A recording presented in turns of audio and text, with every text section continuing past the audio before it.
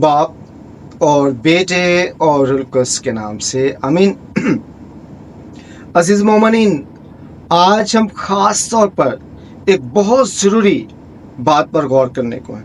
آپ ذرا غور کریں کہ کوئی بندہ بھی جب بات کرتا ہے، میں مثال کے طور پر کسی کو کہوں کہ آپ نے میرے گھر آنا ہے، تو وہ کہے گا جی ضرور آؤں گا، یا وہ کہے گا میں نہیں آؤں گا، یا کوئی اور بھی کام ہے۔ کوئی بھی آپ کسی سے کچھ کہتے ہیں، اسے کہتے ہیں پانی پئیں گے، وہ کہے گا جی پیوں گا، یا وہ کہے گا نہیں پیوں گا، یا اس طرح کی کوئی بھی بات۔ یا آپ کسی سے پرومس کرتے ہیں کہیں جانے کا، تو آپ اسے کہتے ہیں کہ میں ضرور وہاں پہ جاؤں گا۔ لیکن خدا کے کلام پر اگر ہم غور کریں تو خدا کا کلام ایسا نہیں کہتا۔ یعقوب رسول کا خط، اس کا 4 باب، اس کی 15ویں آیت میں لکھا ہوا ہے کہ جب کبھی بھی آپ کہیں جانے کا یا کچھ کرنے کا، کوئی بھی کام کرنے کا ارادہ کرتے ہیں، تو آپ نے ہمیشہ یہ کہنا ہے اگر خداوند نے چاہا تو۔ یہ بہت زیادہ ضروری ہے۔ اور جب ہم ایگزیکٹ لینگویج میں جاتے ہیں تو وہاں پہ لکھا ہوا ہے ایہان ہو کریوس الا۔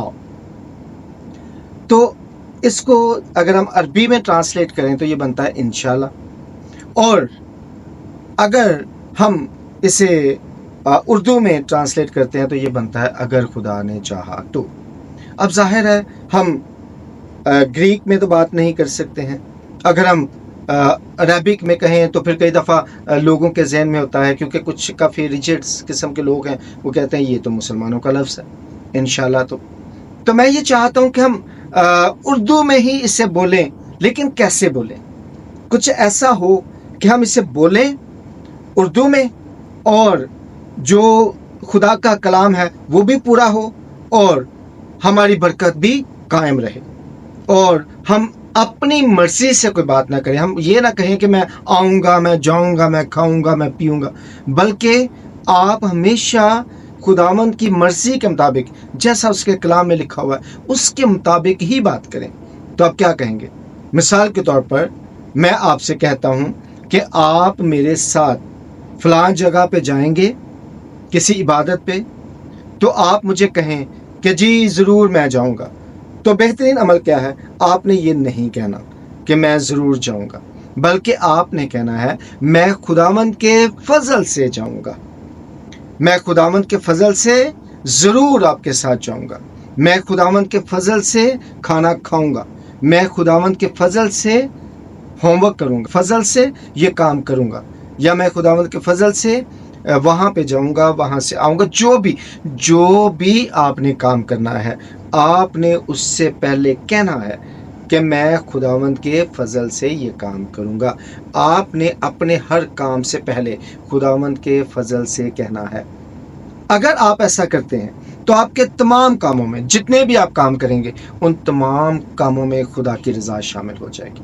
اور یوں آپ یہ نہیں کہیں گے کہ I am doing some thing, میں کر رہا ہوں، بلکہ پھر آپ یہ کہہ رہے ہوں گے کہ خدا اگر چاہتا ہے تو پھر یہ میں کر پاؤں گا۔ آپ اس کی رضا کو اپنی زندگی میں شامل کر لیں گے۔ آپ یہ کہہ رہے ہوں گے کہ میں نہیں کر رہا، بلکہ میرا خدا مجھ سے یہ کام کرواتا ہے اس کی مرضی کے مطابق۔ میں اس کی ول کا، اس کی مرضی کا محتاج ہوں۔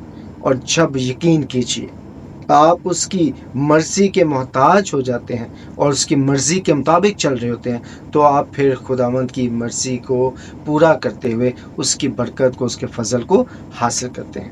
جیسے کہ ہمارے باب میں ہے بھی کہ تیری مرضی جیسے آسمان پر پوری ہوتی ہے زمین پر بھی ہو۔ تو میری زندگی میں اگر خدا کی مرضی پوری ہو تو کیا ہی شاندار بات ہے۔ تو اس کے لیے آپ نے کیا کہنا ہے؟ خداوند کے فضل سے، خداوند کے فضل سے میں جاؤں گا، خداوند کے فضل سے یہ رشتہ پکا ہو گیا، خداوند کے فضل سے ہم نے کھانا تیار کر لیا ہے، خداوند کے فضل سے ہم تیار ہو گئے ہیں، خداوند کے فضل سے ہم اسکول کے لیے، کالج کے لیے، یونیورسٹی کے لیے، آفس کے لیے، جہاں بھی آپ نے جانا ہے تو آپ کہیں گے خداوند کے فضل سے ہم تیار ہیں، خداوند کے فضل سے ہم جانے لگے ہیں، خداوند کے فضل سے ہم پہنچ گئے ہیں۔ اور جب آپ یہ کریں گے تو یقینی طور پر آپ برکت کو حاصل کریں گے۔ اسی کے ساتھ ساتھ آپ نے یہ بات بھی یاد رکھنی ہے کہ جب کبھی بھی آپ کھانا کھائیں گے، کوئی چیز حاصل کریں گے، تو آپ نے ہمیشہ اس پر کراس بنانی ہے، کیونکہ خدا کا کلام کہتا ہے کام کرو یا کلام کرو خداوند کے نام سے کرو۔